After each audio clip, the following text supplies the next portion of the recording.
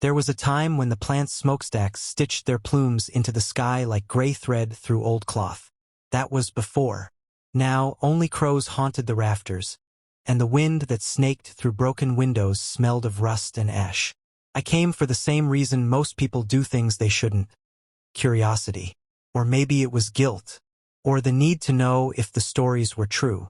It started with a letter. No return address, no name. Only a few words, scrawled in blue ink. Find what you left. Midnight. Old maintenance gate. I told myself it was a prank. That I wouldn't go. But at 11:53 p.m. I was standing at the edge of the dead industrial lot, my breath making ghosts in the cold. The factory loomed, brick and iron, taller than memory. My flashlight struggled against the dark. Behind me, the road was gone, eaten by fog. There were signs, NO entry, condemned, danger of collapse. But the padlock on the maintenance gate hung open, twisted, like someone wanted me to step inside. I hesitated, but only for a heartbeat. The gate swung inward on silent hinges. Inside, the silence pressed like a hand against my chest. The echoes of the city faded, replaced by the hum of something ancient. Maybe machinery deep below, maybe only my heart. I moved through the skeletal corridor, steel beams ribbing the ceiling, the floor sticky with oil and time. Graffiti crawled over the walls. Names, threats, symbols that made no sense.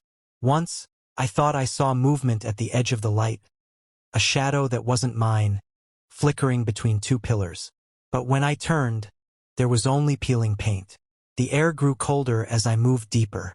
The plant was a maze of welded doors, rusted staircases, conveyor belts frozen in mid-scream. I passed the remains of a lunchroom. Tables upturned, a lunchbox left open, contents rotten and unidentifiable. At the end of a hallway, I found the freight elevator, its doors pried open. Inside, darkness. A button panel, most buttons missing. Only one still shone, cracked but lit from within. B4. A memory twitched. I had been here before. Long ago, or maybe in a dream. I pressed the button. With a groan, the elevator began to descend. The light inside flickered, showing glimpses. Old signs. Safety is no accident. Bloody handprints. A child's toy wedged between the grating. Below, the doors ground open with a screech. A corridor stretched ahead, lined with lockers and pipes that wept slow, brown tears. Somewhere deeper, a machine thudded, impossibly far, like a heart that refused to die. I stepped out, the elevator doors snapping shut behind me. There was no going back. The air in the corridor pressed close, thick with the tang of oil and mold. My footsteps rang on the cracked tiles, a lonely echo that never quite faded. The lockers that lined the walls were all ajar. Inside, only brittle overalls, empty lunch bags, the smell of rot and sweat baked in by years. I called out, more to break the silence than in hope of an answer. The sound went nowhere. Pipes overhead pulsed with strange rhythms. Sometimes I thought I heard something moving inside them. Liquid, or maybe something alive, scuttling in the darkness between walls. At the end of the corridor, the lights worked, sort of. They stuttered on, one by one, casting bars of pale yellow across the floor. My shadow flickered, split, multiplied. Sometimes, for a heartbeat, it seemed I had more than one shadow. Sometimes none at all. A door with a cracked window led to a control room. I peered inside. Banks of dead monitors stared back. On the biggest screen, dust had settled in whirls. Someone had traced a message through it, letters ragged but clear. We remember. My skin prickled. A tape deck sat beneath the monitors, still plugged in, its reels empty. I pressed play anyway. Static crackled. Then a voice. A child's, maybe, or just small and tired. Don't go below. Don't go below. The tape clicked, then began to rewind itself, though I hadn't touched a thing. A sudden clang from the hallway made me flinch. I rushed out, heart thudding. Down the main passage, the sound repeated. Metallic, slow, deliberate. At the far end, a door hung half open. It led to the old machine shop. The shop was a graveyard of iron. Half-disassembled engines, workbenches spattered with grease, tools laid out in neat rows as if the workers might return at any moment. In the middle of the room, a single bare bulb swayed on its cord, casting shadows like chains. Something moved near the back wall, a ripple barely seen. I approached, holding my flashlight high. A row of work coats hung from hooks. One swayed, just slightly, as if someone had brushed past it seconds before. Behind the coats, a stairwell descended, spiraling down into blackness. On the first step, a scrawled message in chalk. B4 was never on the plans. Don't follow the blue lights. A gust of cold rose up the stairwell, thick with the smell of burned insulation and something sharper. Fear, maybe, or memory. I hesitated, but the sound of footsteps echoed behind me. Coming from the way I'd come, slow and heavy. I had no choice but down. The steps creaked beneath me. The darkness pressed closer. Far below, somewhere in the labyrinth of forgotten machinery, a blue light flickered, and something began to sing. The song was little more than a melody. A woman's voice, maybe, or the wind working its way through rusted grates. It drifted up the stairwell, echoing off walls that seemed to bend and narrow as I descended. Each step was slick with moisture and oil. As I went down, the air grew colder. The blue light pulsed below, not steady but alive, throbbing like a signal. The steps ended at a landing with 2 doors. One marked Archives, its paint flaked nearly bare. The other, Maintenance, bolted and barred from my side. The blue glow spilled out from under the Archives door. I pressed my ear against the wood. A faint whisper. Voices layered atop one another, unintelligible except for fragments. Names, dates, half-memories, like a radio tuned to a station just out of reach. I pushed the door open. The Archives were a maze of shelving, boxes stacked to the ceiling, all water-damaged and splitting at the seams. Mold crept over the floor in furry patches. My footsteps sent clouds of dust swirling. The blue light came from a string of emergency LEDs, some still clinging to life. But it wasn't the only thing that moved. At the far end, between shelves of warped folders, a figure crouched, small, thin, wrapped in a gray blanket. It rocked slowly, humming the melody I'd heard above. His face was hidden in shadow. I approached, careful not to startle. "Hello!" No answer, only the rocking, the humming. I knelt a few feet away. The figure stilled. It raised its head, and for a moment I saw the face. A child, but not a child, features strangely doubled, as if 2 faces overlapped and flickered in and out of focus. It looked through me, then past me, eyes glassy with sorrow. "You shouldn't be here," it whispered, voice layered and strange. "Who are you?" I managed. The figure hugged its knees, shaking. "No one remembers us. That's why it's hungry. That's why it sings." From somewhere deeper in the stacks, a door slammed. The blue lights flickered, dimmed, then flared bright, casting long, writhing shadows. The figure turned away, dissolving into a patch of darkness behind a row of boxes. I tried to follow, but the path twisted. The shelves rearranged themselves, the way ahead narrowing, ceiling dropping low enough I had to crouch. My flashlight flickered, sputtered, then died. I was left with only the pulsing blue. The singing returned, closer now, words just out of reach. I pressed on, heart hammering, the walls closing in, the air dense with the smell of mildew and regret. A sudden drop, my foot slipped, I tumbled forward. When I righted myself, I was in a new room, larger, ceiling arched like the inside of a ribcage. Caged work lamps glowed along the walls, throwing blue shadows across the machinery piled in the corners. In the center stood a heavy metal door, slightly ajar. Painted above it, barely visible, B5. The song was louder now, filling the space, rattling the metal and the bones in my chest. I had gone deeper than I should. There was no way back. The door to B5 yawned open, exhaling a draft colder than anything above. For a moment, all I could do was listen to the echoing song. A lullaby warped by distance and pain, sung not to comfort, but to warn. I stepped inside. B5 was vast. A cavern hollowed from the earth, not built so much as gnawed into being. Concrete bled into bedrock, wires dangling from torn conduits like veins from an open wound. The machinery here was unlike the relics above. Stranger shapes, towers of steel crowned with shattered bulbs, belts frozen mid-cycle. Some machines were half dismantled, others simply wrong, made for purposes I couldn't imagine. A catwalk looped the perimeter, its rail bent in places as if something heavy had leaned too long. Below, the floor was lost in shadow. My flashlight caught only glimpses, shapes hunched in corners, a glint of glass, a trail of dried black something winding between the machines.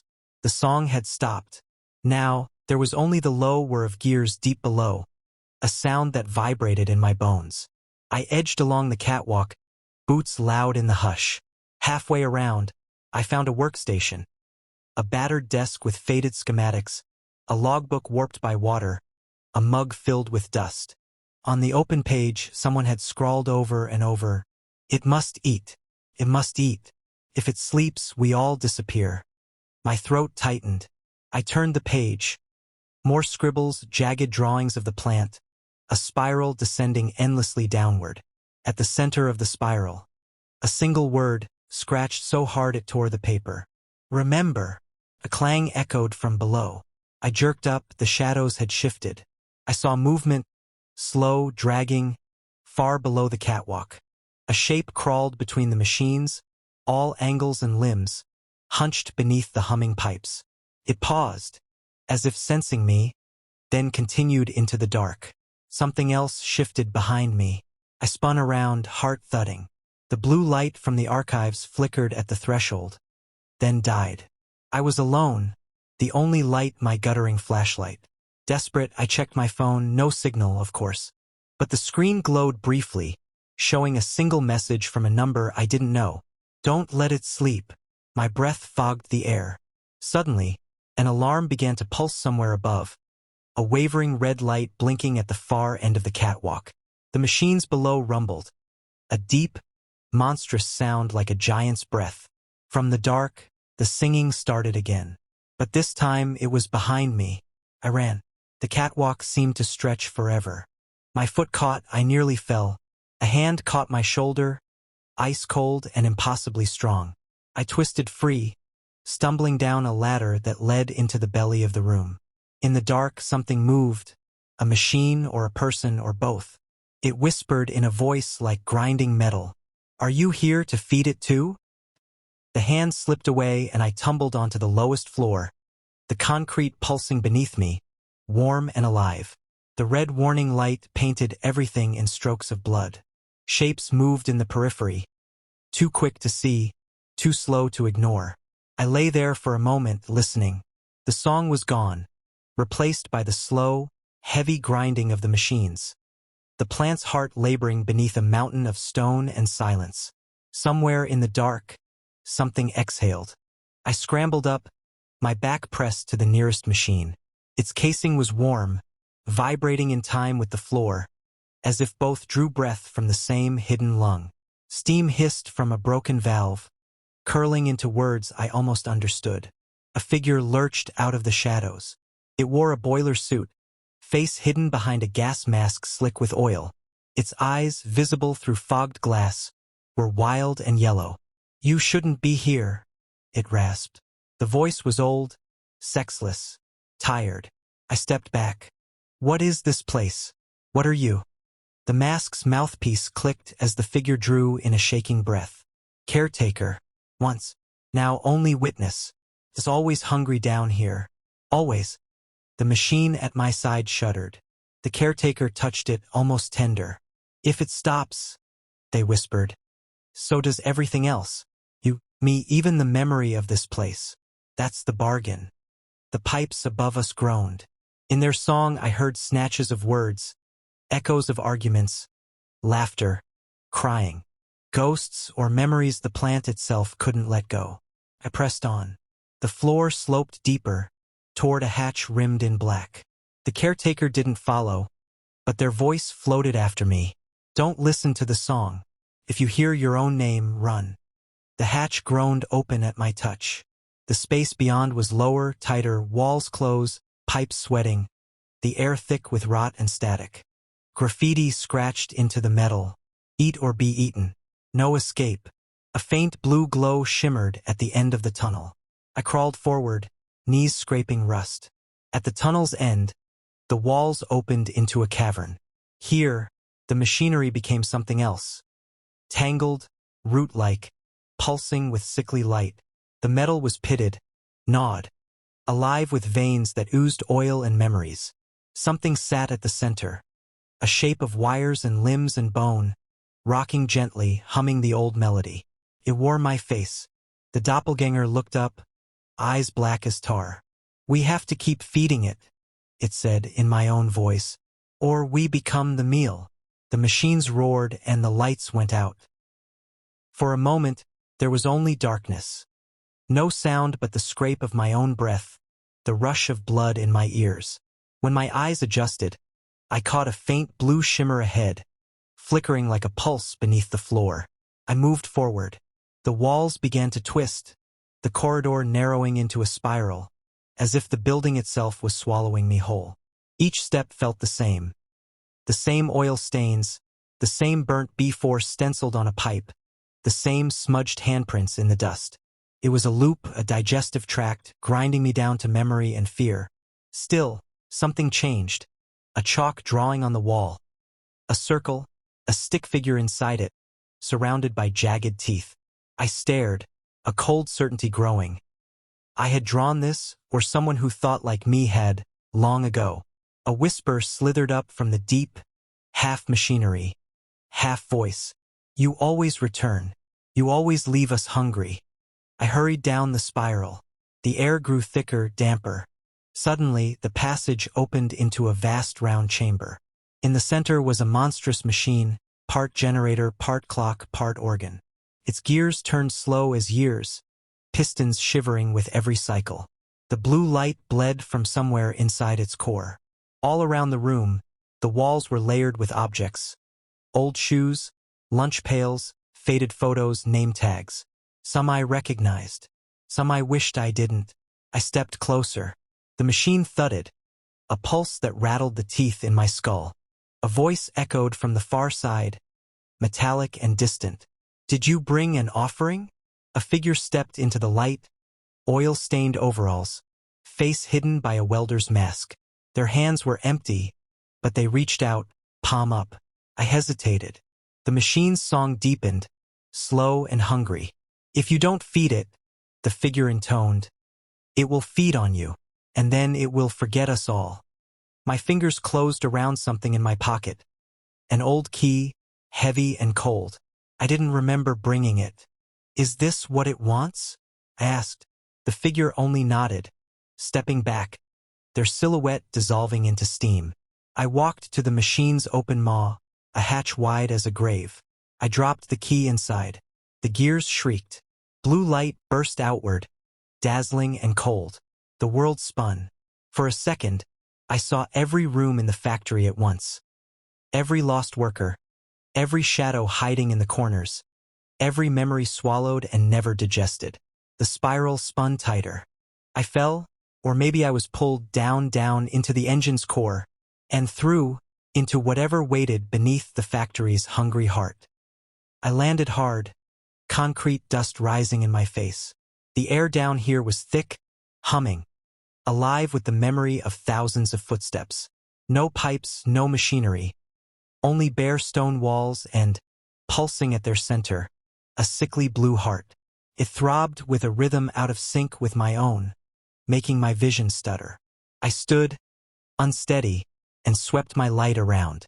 This place was deeper than the blueprints, deeper than any floor B4 or B5, like a root system, coiled in secret beneath everything else. Scattered across the floor were offerings. Rusted tools, torn-out diary pages, broken toys, wedding rings. The detritus of 100 lives who'd come before, each hoping to bargain with something too hungry to be bought. On the far side, a tunnel beckoned, walls weeping oil and water. I felt something in my chest, pulling me forward. Not fear, but a bleak familiarity, as if my shadow had been waiting here all along. As I moved, I saw faces in the walls, pressed into the stone, some screaming, some silent, all watching. They shifted when I blinked, lips moving in a silent warning, eyes tracking every step. At the tunnel's end was a door. Unlike the others, this one was new steel unblemished, keypad glowing red. I tried the handle. It did not budge. But as my palm touched the metal, the blue heart's light flared and the keypad flickered. For digits appeared. My childhood address. I punched in the code with numb fingers. The door slid open, and with it a rush of air, hot and sour. Beyond lay a small office, a battered desk, a single flickering lamp, a chair turned toward the wall. I stepped inside, shutting the door behind me. The blue light seeped through the cracks, making the shadows move. The chair spun slowly. Sitting there was a man, older, exhausted, gray dust in his hair and on his clothes. His eyes were mine. He smiled, and the gesture split his face with sorrow. "I thought you'd never come back," he said. My voice shook. "Who are you?" He gestured around, the blue veins pulsing beneath the wallpaper, the endless stacks of forgotten things, the echoing thrum of the machine overhead. "I'm the one who stayed," he said. "The piece you left behind. Every time you tried to forget this place. Every time you let the hunger win." The factory shuddered. Far above, I could hear the machinery begin to stutter. I felt it. A slow, gnawing emptiness in my chest. The same hunger I'd carried for years. "What do you want from me?" I asked. He leaned forward, his shadow growing longer. "To remember, to feed it one last time, or finally let it starve." The office began to blur, the edges melting into darkness. Outside, the blue heart thundered, as if it knew the decision was near. The man, myself, yet not myself, waited, eyes glassy with fatigue, with longing, with something that might have once been hope. The office around us pulsed, the blue veins brightening and dimming in time with a heartbeat not our own. I felt the weight of years of choices made and abandoned. Memories I'd starved to silence. A fight in a parking lot, fists and shouts swallowed by sirens. Running from a friend, leaving him bleeding, the guilt like rust in my veins. Promises I'd never kept. Nights I wandered the city, searching for meaning and finding only the echo of machines. Above us, the factory moaned. A grinding, dying sound. If the heart stopped, would anything I remembered matter? The older man, the piece of me I'd tried to leave behind, stood up, hands trembling. He placed something on the desk. A battered lunchbox, pitted with age. Its latch clicked open. Inside, the objects of a vanished life. A photograph of my childhood home, edges scorched. A paper crane, limp and torn. A small blue key, chipped and cold. He slid the key across the desk. "You fed it with forgetting," he said. "That's how it grew so strong. If you use the key, you can unlock everything you've hidden. All the memories, all the pain." He looked at me, eyes desperate. "Or you can leave it shut. Walk away. The hunger will still be here, waiting for someone else. Waiting for you again when you come back." The blue heart's light spilled through the ceiling, shadows dancing on the walls. I reached for the key. It was heavy, almost burning my palm. Behind me, the door began to thump. Soft at first, then louder, as if something was banging with both fists. The air thickened, every breath an effort. The man backed away, fading at the edges, his body flickering with the dying light. I turned the key over and over in my hand. Did I want to know everything? Could I bear the weight? Was forgetting worse than remembering? I closed my eyes. The heartbeat filled my head, vast and aching. When I opened them, I was alone. The office, the man, the shadows, all gone. Only the blue heart remained, throbbing in the darkness, the key glowing in my hand. I walked toward it, each step heavier than the last. At the heart's edge, I knelt. I pressed the key to its surface. A door appeared, one final threshold. The singing returned, softer now, almost kind. I stepped through. The sensation of stepping through the heart's door was like being peeled back, layer by layer. For a moment, there was nothing but blue light, cold, boundless, swimming with motes of memory. I felt myself scatter. Thoughts, fears, half-forgotten dreams, all suspended in an endless current.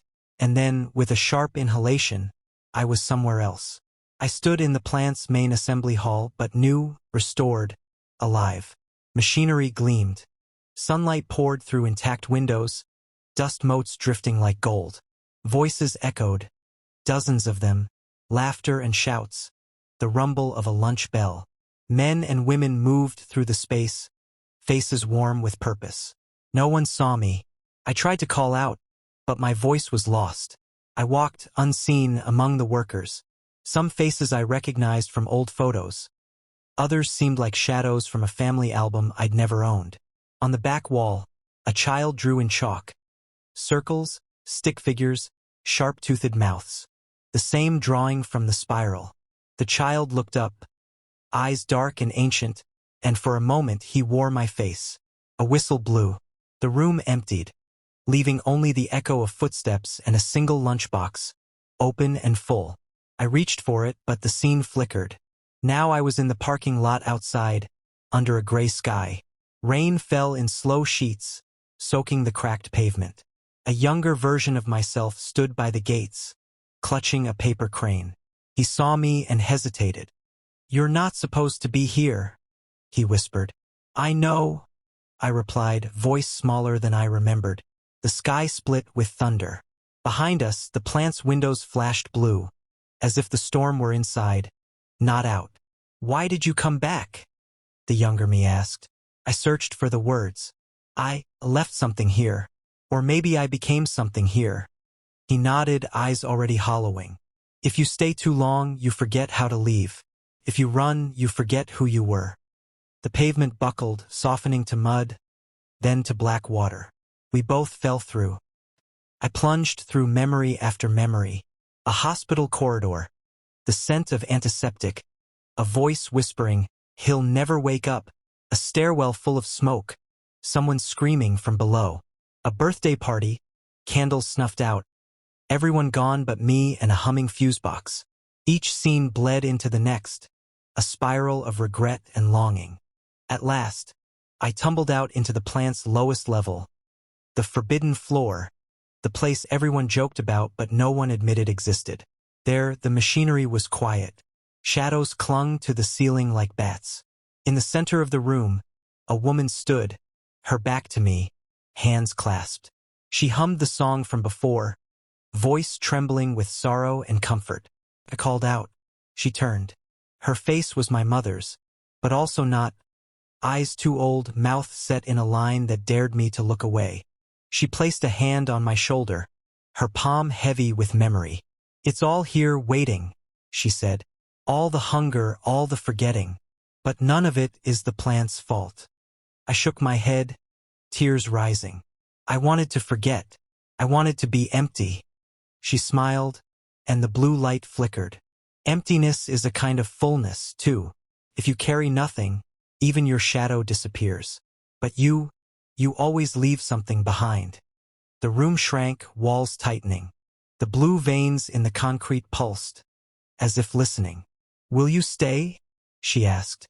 I tried to answer, but the floor split beneath us, and I fell again. Now I was back in the main corridor, the lockers still open, the walls still streaked with rust. Footsteps echoed behind me, my own and not my own. I walked forward, the weight of memory slowing my steps. At the end of the hall, the caretaker waited, mask off. His face was my own, older and lined. He offered me the lunchbox. "Will you feed it one more time?" he asked, voice gentle. "Or will you let it sleep?" The blue heart thudded below, hungry and hopeful.